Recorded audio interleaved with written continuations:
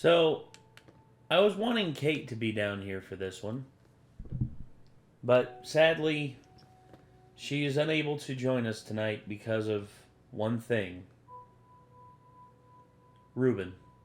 She had a Reuben sandwich, and it basically made her, like, dead tired. As in, she basically just gave herself the itis. And just as soon as she got home, she was just like, okay, I'm going to get stuff done, and then I'm going to go pass out. I was like, oh, okay. Also, she's been working later than normal, and it's just more difficult to, like, get time to record with her. And here's, like, she said, like, not too long ago that she was going to be, cutting back on, like, working as much. But, I guess it's just how it is. Anywho, yeah, this one was recommended on our Discord. Game Theory. Poppy is pulling all the strings. And, honestly... Sounds more like a game obvious to me. I mean... I think it was pretty obvious at the end of the second chapter that something sinister was going on with Poppy.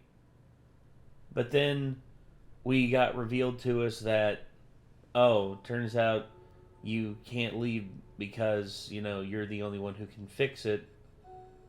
And then at the end of the third episode, Kissy Missy was getting ripped apart. Or at least that's what it sounded like. And now we're basically stuck in an elevator with Poppy descending even deeper into the depths of Playtime, which honestly, I mean, given how far we've already gone down the rabbit hole with this game series, I don't know what the heck to make of what's going to be happening next.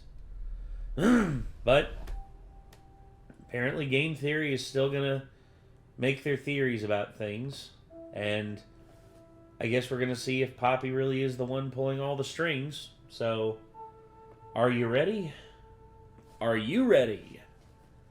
Well, the only way we're going to find out is by watching. So let's get into it. Here we go.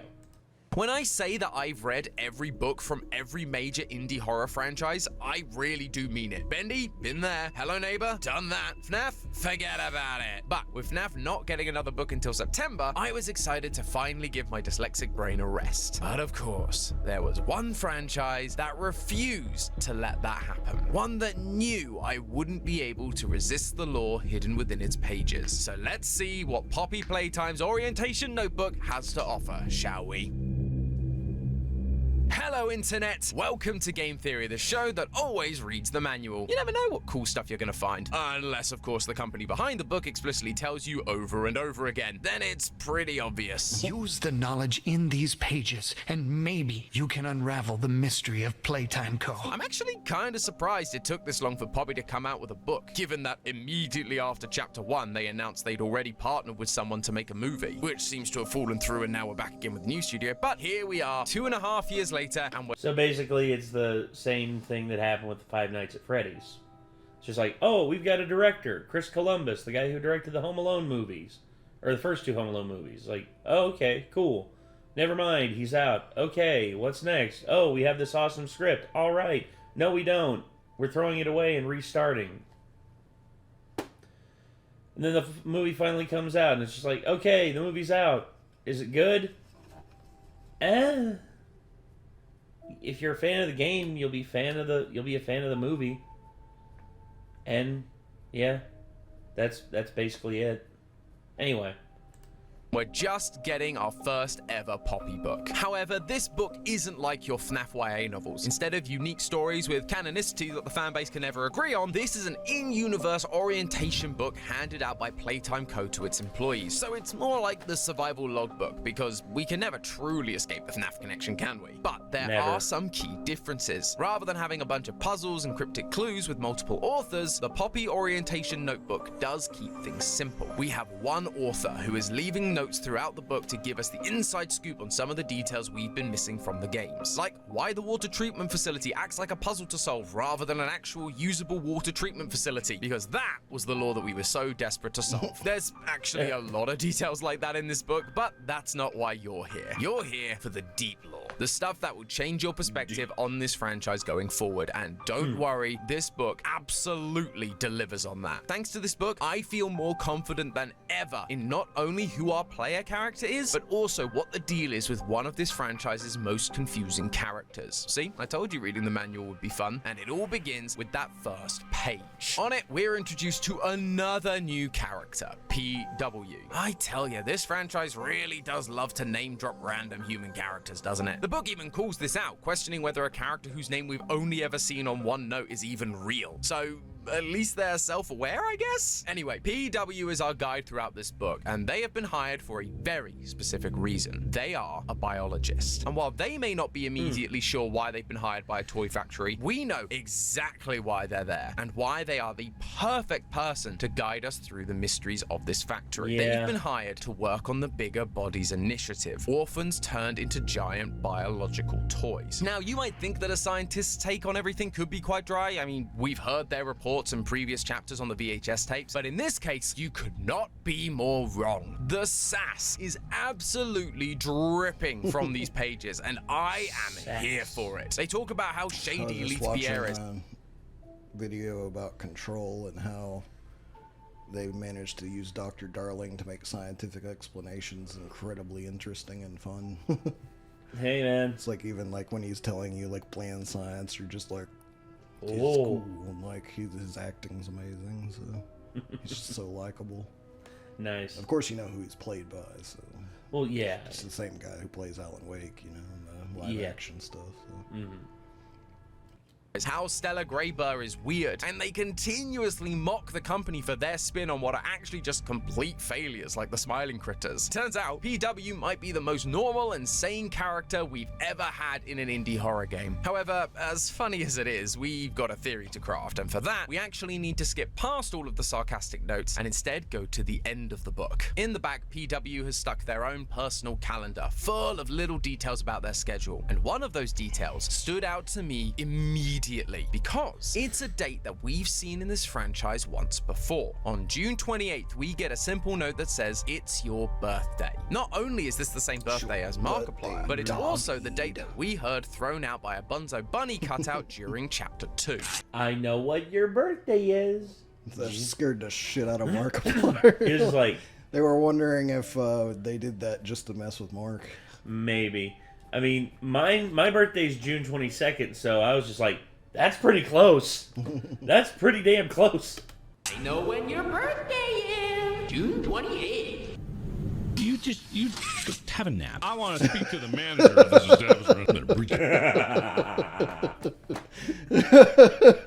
I don't think Mark was ready for that. No. He's like, okay, game, you're going a little bit too meta for me. Yeah. I'm gonna just How no. the fuck did you know that? Privacy. Whee! At the time, we all just shrugged this off as a little joke to get exactly the reaction we saw from Mark. But then here it is again in this new book. And that's not all. In this book, we also get a breakdown of pretty much every character we've encountered so far, from Playtime's perspective, of course. And Bunzo Bunny's entry has this interesting detail assigned to it. Quote, "This toy is equipped with the ability to remember up to 8 birthdays and deliver greetings on the day itself. Kids love to freak out their family and friends when Bunzo tells them when their birthday is. Bunzo's one and only purpose is to recite birthdays, which makes me think that June 28th wasn't just a random birthday thrown out for the memes, but instead was there to freak out the player character by reciting their actual birthday, the same birthday as PW. We are playing as PW. Now, that might seem like a bit of a stretch, but this isn't the only time cutouts have hinted at our player's identity. In Chapter 3, we encountered cutouts of each of the Smiling Critters. To start with, they all seem relatively harmless, introducing their basic character traits as well as some disturbing screams. But it's Bubba Taco Bell. I know, right? Bubbafunts that caught my attention. Actually, people still comment on that one part where it's just like, he saw me naked, didn't he? That right there, that made people die laughing. because it's the first one we encounter and it's the most direct. I'm Bubba Bubbaphant. Hey, I remember you. An elephant always remembers. Want to know what I remember about you?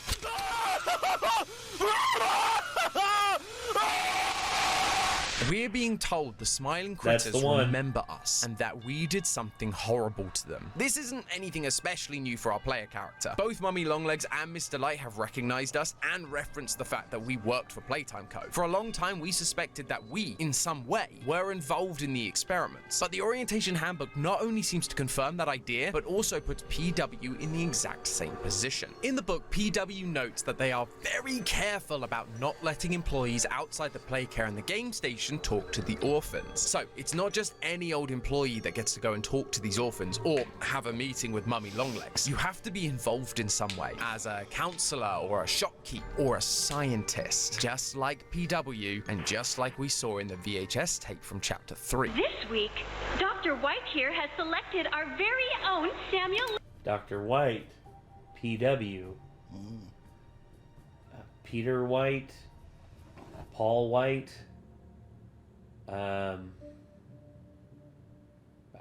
There's several.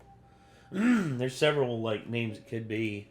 We even see a note in PW's calendar on February 1st that says, new orphans arrive at Playcare, being told to go and say hello to them. That would allow characters like Mr. Light and Mummy Longlegs to know exactly who PW is, just like they seem to know who the player character is. It doesn't end there though, because the reports in the book specifically call out that PW was involved in the Smiling Critters experiments. There's reports about Bobby Bearhug and Catnap, both included by PW themselves. yeah. Notice the tape that's holding them into the book. That's why Bubba Bubbaphant remembers the player and associates them with those horrible, painful screams, because the player is PW, one of the scientists that turned them into monsters. Now, if you've read the book for yourself, you might notice that PW's entries stop after the Hour of Joy, August 8, 1995, the time where the toys rebelled and took over the factory, killing everyone in sight. That should mean that PW died along with everyone else. However, clearly people escaped. Leith Pierre, one of the big executives for Playtime Co., gives a speech to his newly formed resource extraction team at the start of Project Playtime, a game that takes place after the Hour of Joy. But that means that PW also survived, because they refer to the incident as well as the extraction team's creation. That incident was the Hour of Joy, and so PW wouldn't be able to write about it if they had died during it, meaning PW isn't necessarily writing this book in a linear fashion, but more importantly, they are still alive and would be free to return to the factory years later. Oh, and speaking of executives like Leith Pierre, I should probably mention that executive slide that we've referenced a number of times from chapter 2. The one with the names of all the executives on, except for that last one with a random assortment of letters on the floor. This handbook actually lists out all the executives for the company, but sadly none of them match the name on the floor. Even Jimmy Roth, the guy that came up with the name for Huggy, is revealed to be an exec, and he would make so much more sense to be the final name on the end of that list, and yet the letters still don't match. For a long time, we suspected that this might be used to reveal the player character's name, but with all this evidence from PW and the lack of an exec that fits those letters, I'm just starting to think that this might have been a red herring or a clue that isn't gonna pay off, which sucks, but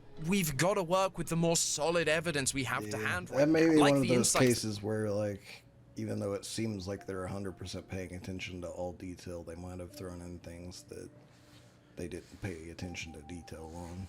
Yeah. And who's to As say? in, they just put random letters on the floor, and it could be a whole thing. It's like somebody was actually there with the letters, but then they realized they brought the wrong set of letters, and they accidentally left the ones they needed somewhere else, so they headed back to get them, and then the Hour of Joy happened, and they got murdered en route, you know? Yeah, that could be used as an excuse. Or, go with me on this. What if the devs will do an update to Poppy Playtime and change up the letters deliberately? Because I'd like to see them release this as a full version once all the chapters are done, you know? Oh yeah, that'd be epic. And like do kind of a definitive thing where they could even add to the previous chapters somewhat if they wanted to, and Yeah. things like that. Update it to fix the letters to be what they meant for them to be and such. Yeah, maybe add in a couple more like secret things that you could do, like some doors that were previously locked that you could open, and like if you solve some puzzles, you get a little bit of extra lore or something like that. and like, you know, make it worthwhile. You know what I mean? Anyway. That we get into PW's feelings towards the company that would seem to align them very closely with the player. Remember that case report I mentioned about Catnap escaping containment? That was written by PW themselves, and in it, we see that they are horrified by the carelessness that led to the deaths of 6 colleagues. They try to appeal to the company for improvement and leave us with these words, quote, "Remember those names. They were people, not things. People. I won't see another teammate die." PW cares about their teammates, their co-workers. They don't want to see them die when they don't have to. So, what do you think they would do if they suddenly got a note telling them their colleagues were alive and hidden inside the factory? The fucking orphans you're turning into toys. That's true. That's true.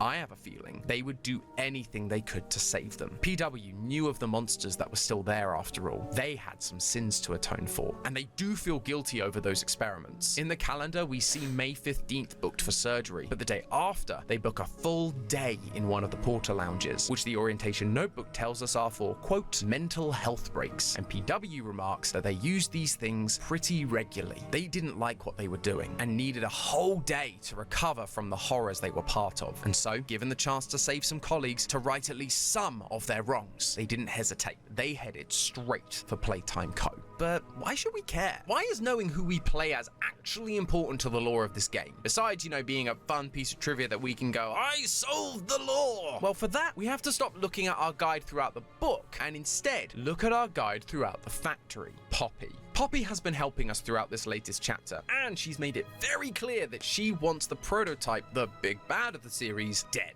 Prototype has to die. For this.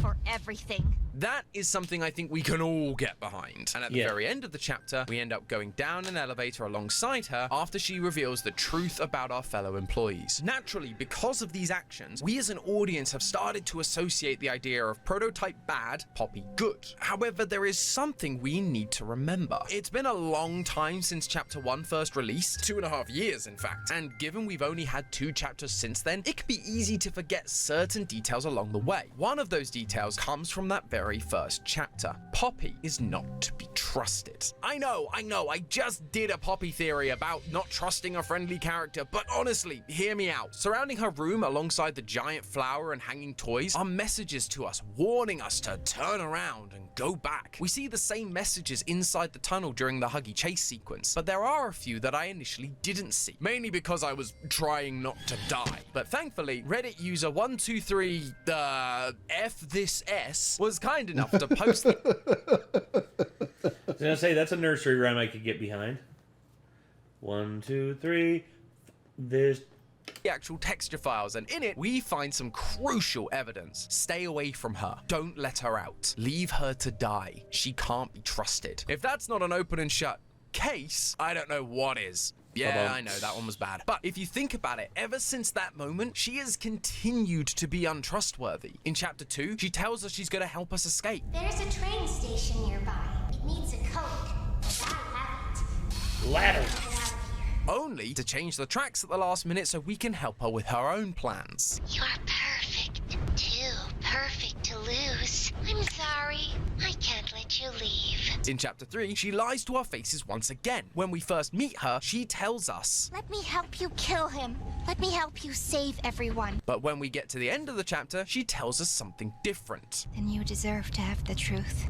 Came back because of your co-workers. You want to know what happened and why. This is your answer. Poppy knew the truth about what happened, but didn't admit it right at the start, because if she did, we likely wouldn't have helped her. By the time you get to the end, you've forgotten what she said all those hours ago. Oh, Poppy's being honest with us. She must be trustworthy. But no, that doesn't necessarily mean that that's the case, because here's the thing. Though she's lying to you for her own ulterior motives that will result in basically the end of, like, the nightmare, she still lied to you. She still manipulated you to come down there and to, like, be a part of that. So, yeah, that's still kind of a dick move on her part. I think the next chapter could very well start with her, like, pulling out wires on the elevator and running into a vent, leaving you stranded down at the bottom and just being like, now that I got you where I want you, the the prototype will take care of the rest, or whatever, you know. Either that, Like, I or think she's been planning to kill you the entire time for what you did. either that, or well, keep in mind she was a machine. She was a doll before you started, because she was made a doll like way before like the Bigger Bodies initiative. Like she was the first successful experiment. I guess that could be, yeah. But the thing is, she could have witnessed you doing horrible things, and she could feel that way. However, I think for her the biggest threat is Experiment 1066. Like, that is the scariest like part of this whole thing, is that she's trying to get rid of that thing because she knows if it gets loose, it's game over. It's basically like it basically will like kill endlessly. Could be, but that might still be being too trusting of her. I don't know. Maybe, once again, this is why I'm intrigued, because I don't know who to trust. Like, I don't know if we can trust Poppy, or if there's something else, if there's other entities out there that we could trust. I mean, hell, when we first ran into Kissy Missy, she seemed to be nice to us, but then later on, when we run into her again in Chapter 3, you know, whenever we think it's like huggy wuggy because of the like the blue light on her, she's about ready to kill us. It's just like, oh damn, like she was friendly to us in the beginning, but it's just, I don't know. I guess maybe she was like operating completely under Poppy's control and basically just was like, you know, kill anything like that could mess up our plan. Question about Chapter 3, by the way. Was Poppy ever in the room when you were talking to the kid on the phone?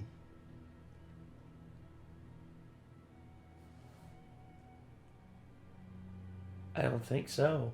I feel like Poppy's voice could easily make that kid's voice over the phone. Maybe. And we're not supposed to be trusting that kid either, according to one of those previous theories. I can't remember. Dude, it's been a while since I played the third chapter. Might have to play it again just in case. No, she's just manipulating us once again. But why is she doing it? Well, we've believed that Poppy was created using the adopted daughter of Elliot Ludwig, the founder of Playtime Co. Given all the adoption initiatives around the facility and that Elliot was considered a family man at heart, it would make sense that he would have adopted a daughter of his own. But then there was a tragic death in the family in the 1960s, and it wasn't his wife because she was out of the picture, divorcing him in the 1930s, which left only his daughter to be the one brought back to life as a Poppy doll. Now, thanks to the orientation notebook, it seems like we were on the right track. PW talks about how toys at the factory were being created biologically for a long time, even before the Bigger Bodies initiative. And if you did maintenance on a Poppy doll, she'd break because they all used biological parts, like we saw in that original VHS tape. But they also imply that there was one Poppy that was special, one that was locked inside a glass case in what looked like an ordinary family home. A family home that had a direct line to Elliot's office, so he could, quote, visit her. In another part of the book, it once again brings up Elliot's divorce, how it happened because he devoted all of his time to his work, and so, quote, it always felt like he wanted to have a family within the factory, so his whole life could be here. Elliot wouldn't want to lose his daughter. By using the technology they'd already been using to make Poppy dolls, he was able to save her and turn her into the special Poppy doll we know today. He put her inside a glass case to keep her safe and would visit her inside their family home, which means just like all the orphans that would come after her, she went through all that pain and suffering to be turned into a toy.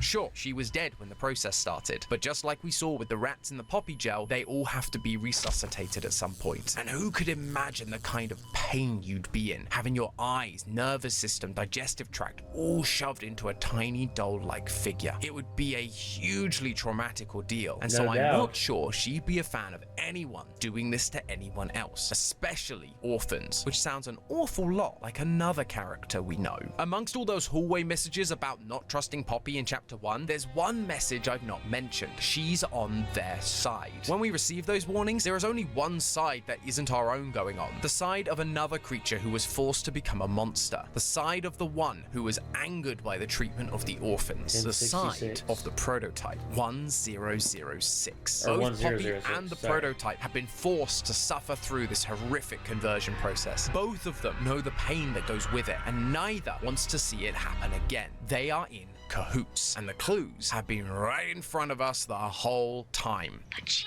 needs you. We need you. You are our mission. We established last time that Ollie, the kid that talks to us in that clip, isn't actually a kid, but the prototype mimicking the voice of a child. In that video, I pointed out that any child that was around during the Hour of Joy wouldn't still be a child by this point in the timeline, because 10 years have passed since that fateful day. Poppy knew about the Hour of Joy. She tells us about it at the end of the chapter, so she'd have no reason to believe that Ollie was a real child in the...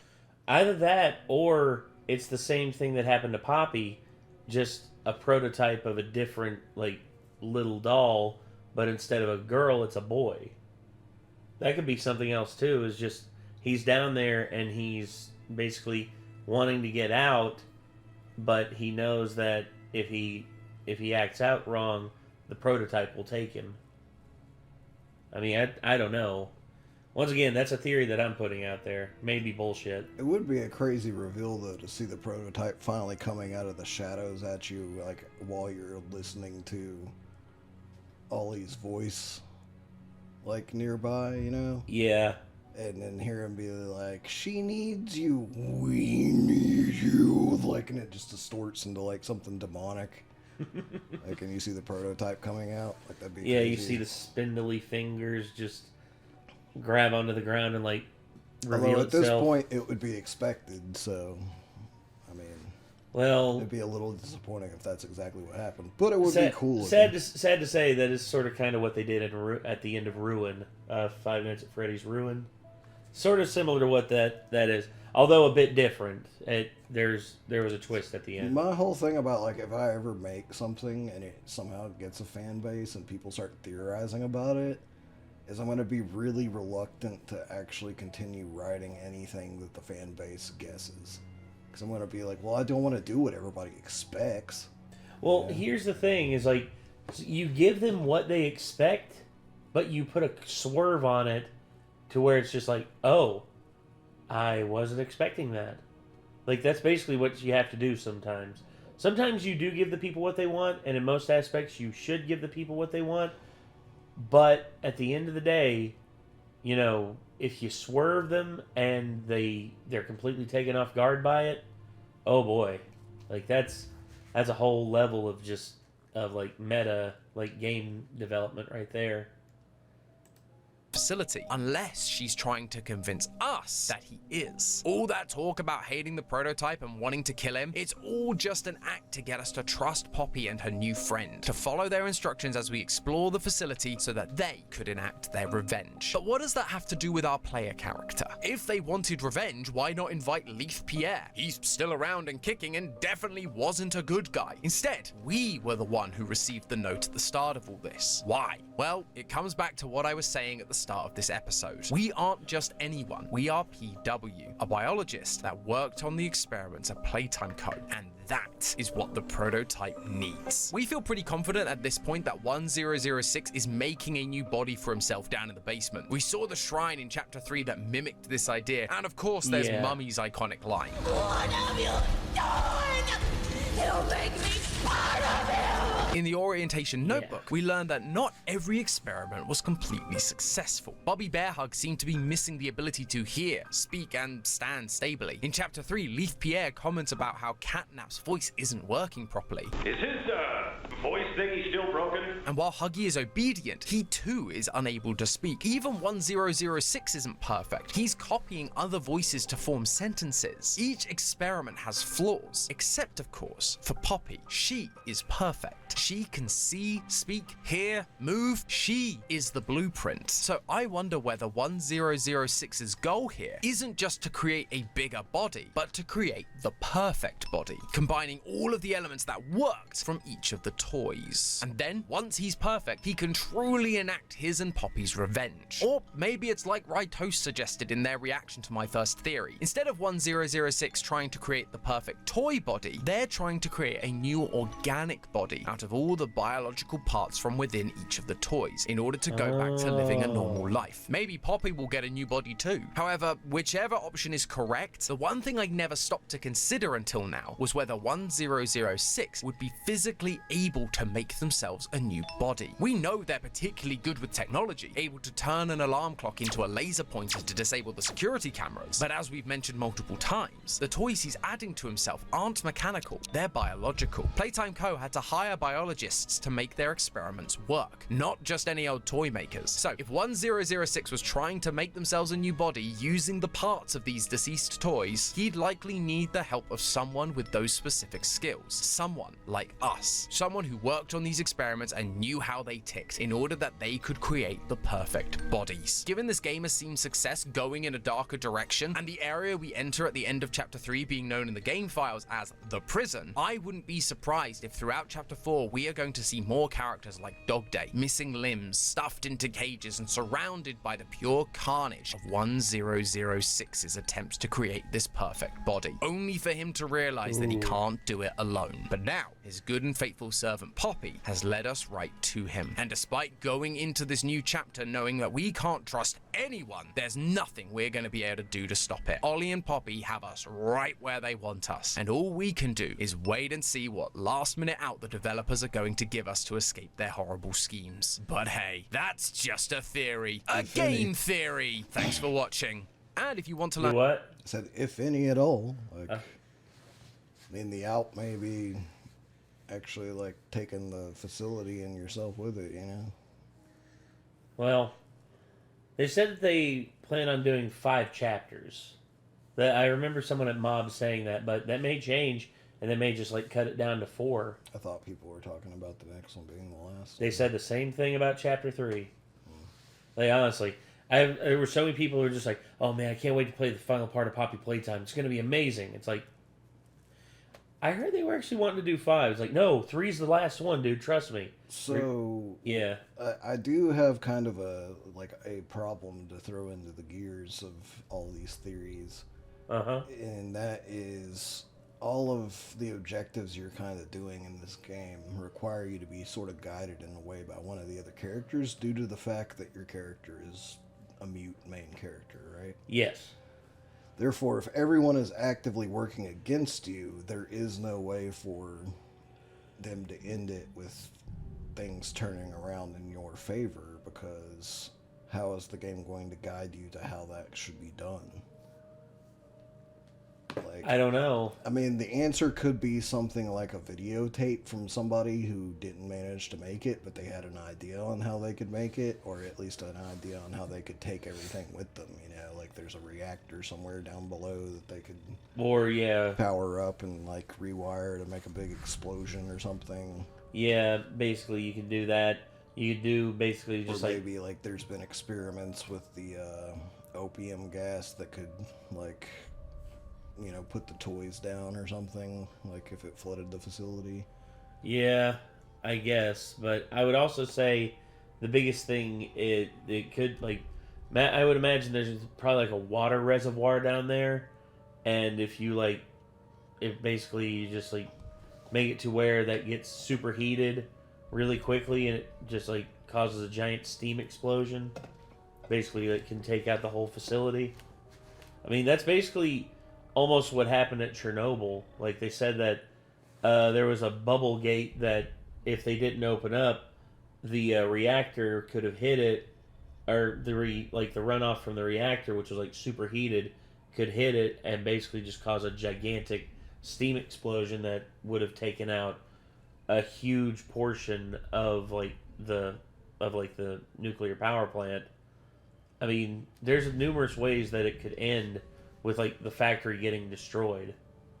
And honestly, I would say if it doesn't get destroyed, at least it'll get burned down.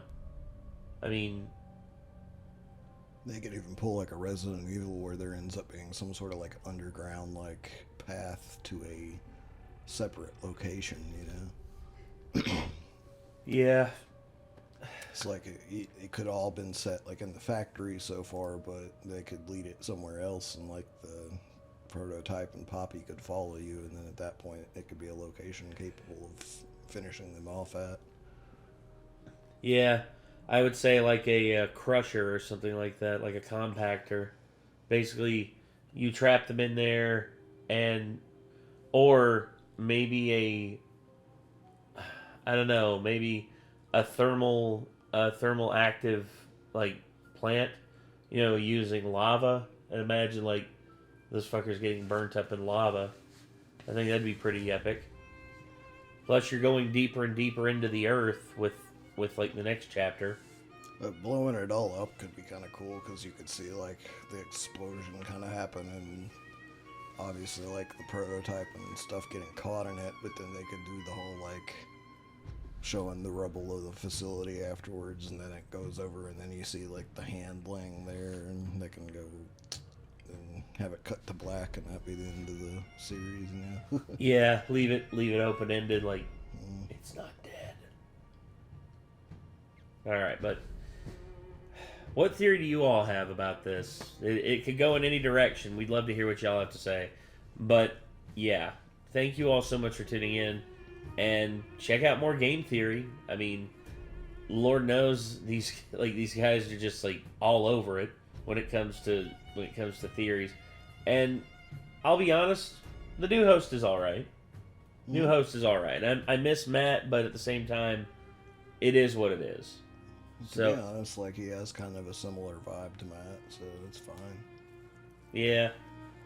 But all right. Anyway, that's gonna do it, everyone. Thank you all so much for tuning in, and I guess till next time, I'm Nate. I am Nick. Be good people. Take care. Peace.